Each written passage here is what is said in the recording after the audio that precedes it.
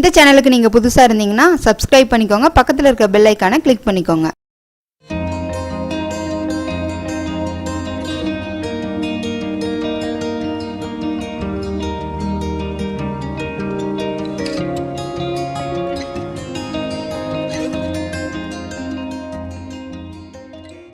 ஒரு சின்ன சொல்லலாமா? மகாதேவன் கண்ணதாசன் முன்னால் எழுவதே மிகப்பெரிய குற்றம். கண்ணதாசனுக்கு ஒரு ஆலோசனையா, கண்ணதாசனுக்கு ஒரு கருத்தா? அது ஒரு இசையமைப்பாளர், சாதாரண உதவி இசையமைப்பாளர். கண்ணதாசன் சொல்கிறார், இல்லை இல்லை விடுங்கள், என்ன சொல்ல வேண்டும் கேட்கிறார். அந்த இசையமைப்பாளர் சொல்கிறார், கடவுளையே தண்டிச்சுட்டா என்ன பண்றீங்க? என்ன சொல்கிறாய்? அந்த கடவுளை தண்டித்து கண்களின் தண்டனை காட்சி வழி, காட்சியின் தண்டனை காதல் வழி, காதலின் தண்டனை கடவுள் வழி, அந்த கடவுளை தண்டிக்க என்ன வழி என்று ஒரு இசைக்கலைஞர் சொன்ன வார்த்தையை தான் கவிஞர் கண்ணதாசன் எழுதியிருக்கிறார். அப்படி கடவுளை தண்டிப்பதற்கு கூட யோசனை செய்த அந்த கண்ணதாசன், கடவுளை குற்றம் சொன்ன அந்த கண்ணதாசன் இன்றைக்கு இருந்தால் என்ன சொல்வார்? இன்றைக்கு தாய் தந்தையை மதிக்காத நிலைமை இருக்கிறது என்று சொன்னால் அது கடவுளை தவிர வேறு யாரை குற்றம் சொல்வது, யாரையும் குற்றம் சொல்ல முடியாது. நாட்டில் நடந்து கொடுக்க அவல நிலைகளுக்கெல்லாம் உங்கள் தாய் தந்தையரை நீங்க பார்த்துக் கொள்ளுங்கள், அவர்களுக்கு உணவளியுங்கள், அவர்கள் பார்த்து பணம் அனுப்புங்கள் என்று சொல்லக்கூடிய நிலைமை நிலவுகிறது என்று சொன்னால் இது யாரை சொல்வது? கடவுளைத்தான் சொல்ல வேண்டும். அன்புள்ள மாணவ செல்வனோடு சொல்லிக்கொள்ள விரும்புகிறேன். காரைக்கால் அம்மையாரை பற்றி உங்களுக்கு எல்லாம் தெரியும். திருவாலங்காட்டு பதியும், திருவிரட்டை மணிமாலை எல்லாம் எழுதியவர்.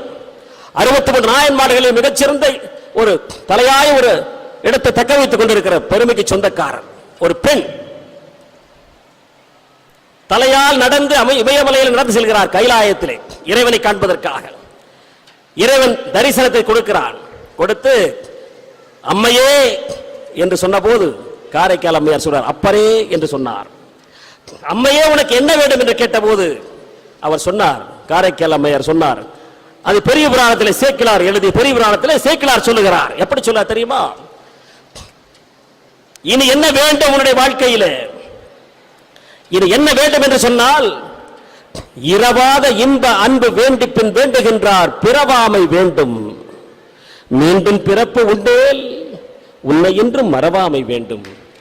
இன்னும் வேண்டும் நான் மகிழ்ந்து பாடி அறவாரி ஆடும் போது உன் அடியின் கீழ் இருக்க வேண்டும் என்று சொல்லி சேக்கிலார் எழுதுகிறார். இரவாத இன்ப அன்பு வேண்டி பின் வேண்டுகின்றார், பிறவாமை வேண்டும். மீண்டும் பிறப்பு உண்டேல் உன்னை என்று மறவாமை வேண்டும் என்று சொல்லி ஒவ்வொரு மாணவருக்கு சொல்கிறேன், உங்களை பெற்றோர் நினைத்துக் கொள்ளுங்கள். என்றைக்காவது நீங்கள் மீண்டும் இந்த உலகத்தில் பிறந்து வர வேண்டும் என்று சொன்னால் இதே பெற்றோர்கள் இடத்திற்காகத்தான் நீங்கள் பிறக்க வேண்டும் என்று சபதம் செய்து கொள்ளுங்கள். அந்த அளவிற்கு உங்களுடைய பெற்றோர்கள். இதை மட்டும் ஒரு மாணவன் மாணவி தன்னுடைய மனதில் நினைத்தால், இதை மட்டும் ஒரு மனித தன்னுடைய மனதிலே வைத்தால் நிச்சயமாக வாழ்க்கை வளம் பெறும். என்னை பொறுத்தவரை நான் இப்படியே மீண்டும் ஒரு பிறவி கிடைத்தால் இப்படியே தான் இருக்க விரும்புகிறேன். என்னுடைய தாய் தந்தையருக்கு தான் மீண்டும் மகனாக நான் பிறக்க விரும்புகிறேன். என்னுடைய தாத்தாவுக்கும் என்னுடைய ஆத்தாவுக்கும் தான் நான் பேரனாக பிறக்க விரும்புகிறேன். அதை விட்டு வேறு எந்த சொர்க்கமே கிடைத்தாலும் சரி, அது எனக்கு வேண்டியதில்லை. இப்படிப்பட்ட ஒரு மனோநிலை ஒவ்வொரு மாணவ மாணவிக்கு வளர்ந்தால் நிச்சயமாக அதுதான் வெற்றி படிக்கட்டை நீங்கள் எட்டி தொடுகின்ற நாள், முதல் நாளில் நான் சொல்லிக் கொள்வேன். நிச்சயமாக you should have the pride in your family.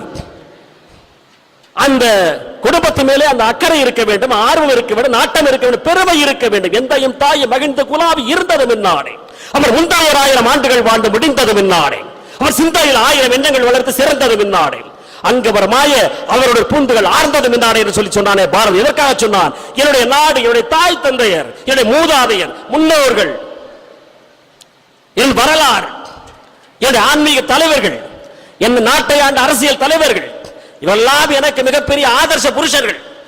இவர்களை எல்லாம் விட்டுவிட்டு வேறொரு சரித்திரத்தை நான் படிப்பதற்கு விரும்பவில்லை என்றால் இந்த மண்ணின் மீது, இந்த தேசத்தின் மீது நேசம் இருக்க வேண்டும் என்றால் you should love your family first. Charity begins at home.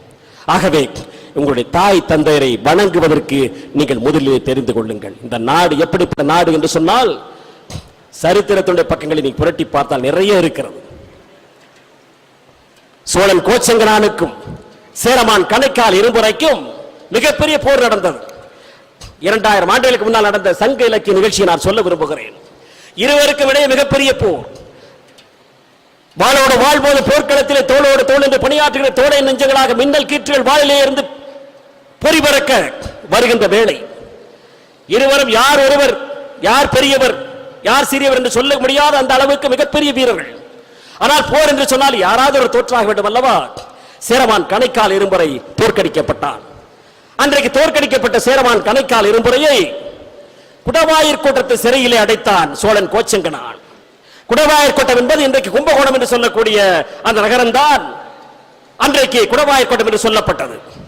அந்த குடவாயிற் கோட்டை சிறையில் அடைக்கப்பட்ட சேரமான் கணைக்கால் இரும்புரைக்கு தாகம் எடுத்தது. தாகம் எடுத்த போது அங்கே இருந்த வாயிற்காப்பொன்றிடம் கேட்டான், எனக்கு ஒரு குவளை தண்ணீர் கொடு என்று சொல்லி கேட்டான். அந்த வாயிற்காவலை இல்லை என்று சொல்லவில்லை, நான் கொடுக்கிறேன் சற்று பொறுங்கள் மன்னா என்று மட்டும்தான் சொன்னான்.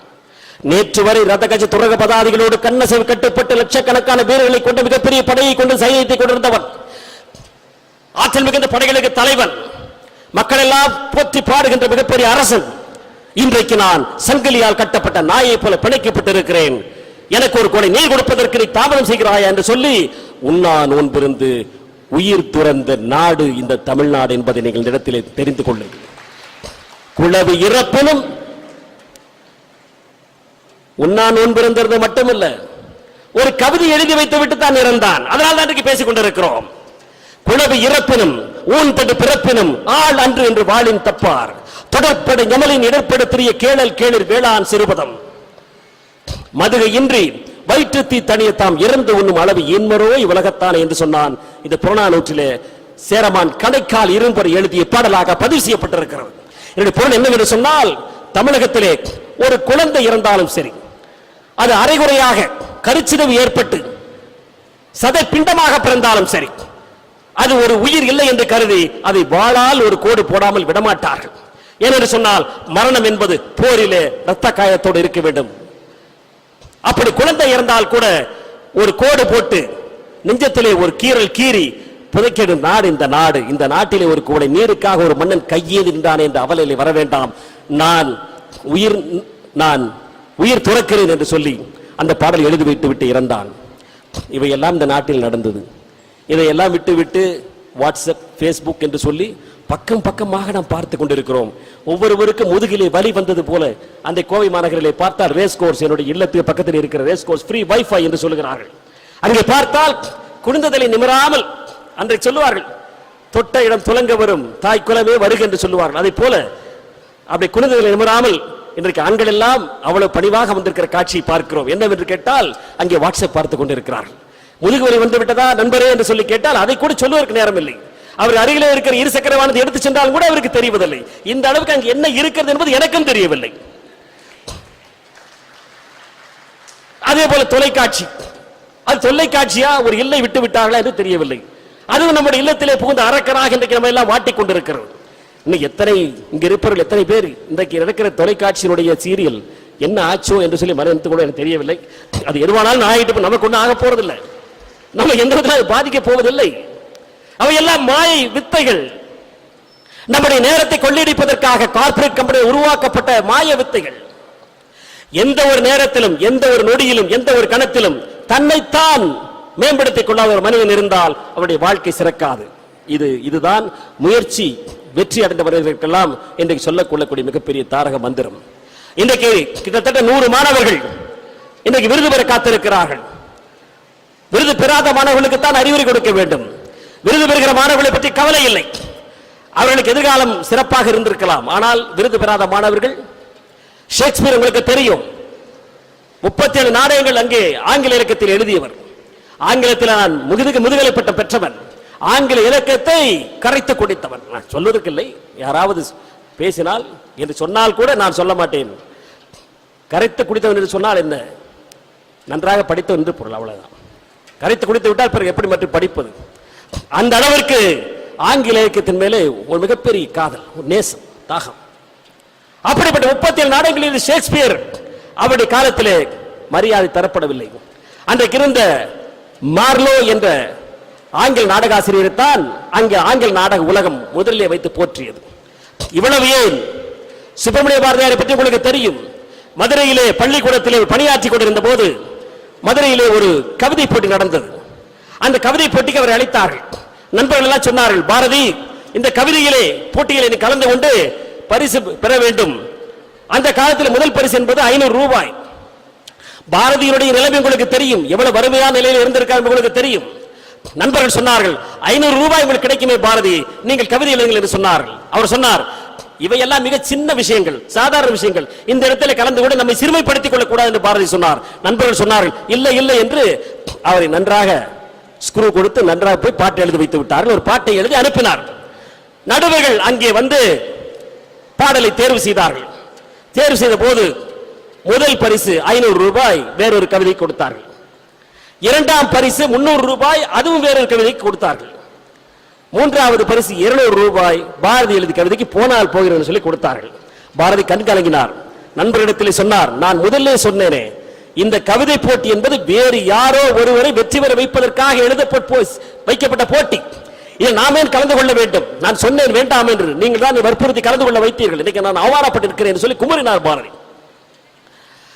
சரித்திரம் வேறு மாதிரி எழுதி இருக்கிறது. அந்த மூன்றாவது பரிசு பெற்ற பாடல் என்ன தெரியுமா? அந்த முதல் பரிசு பெற்ற பாடல் இன்றைக்கு யாருக்கும் தெரியாது. இரண்டாவது பரிசு பெற்ற பாடல் நமக்கு யாருக்கும் தெரியாது. மூன்றாவது பரிசு பெற்ற பாடல் தான் அந்த பாரதி எழுதிய பாடல் தான், செந்தமிழ் நாடென்னும் போதினிலே என்ப தேன் வந்து பாயுது காதினிலே, எங்கள் முந்தையர் நாடு என்ற போதிலே ஒரு சக்தி பிறக்கிற மூச்சில் என்று சொல்லி எழுதிய பாடலுக்கு தமிழ் இலக்கியத்திலே தேசிய உணர்வோடு இருக்கக்கூடிய ஒரு பாடல் என்று சொன்னால், தமிழுக்கு சிகரம் மரியாதை மணிமகுடம் என்று சொன்னால் இந்த ஒரு பாடல் தான் சொல்ல முடியும். முதல் பாடலாக வைத்து நாம் போற்ற வேண்டும். அந்த பாடலுக்கு அந்த காலத்திலே கொடுக்கப்பட்ட பரிசு 3ஆம் பரிசு. தோல்வி ஒருவர்கள் எல்லாம் தோல்வியை கண்டு துவள வேண்டியது இல்லை, சரித்திரம் மாற்றி எழுதப்படும். முயற்சி மட்டும்தான், முயற்சியுடையார் இகழ்ச்சி அடையார் என்று சொல்வார்களே, அதுபோல விதியையும் வெல்லக்கூடிய வலிமை முயற்சிக்கு இருக்கிறது. ஆக முயற்சியோடு இருந்தால் நிச்சயமாக உங்களுக்கு வெற்றி கிடைக்கும்.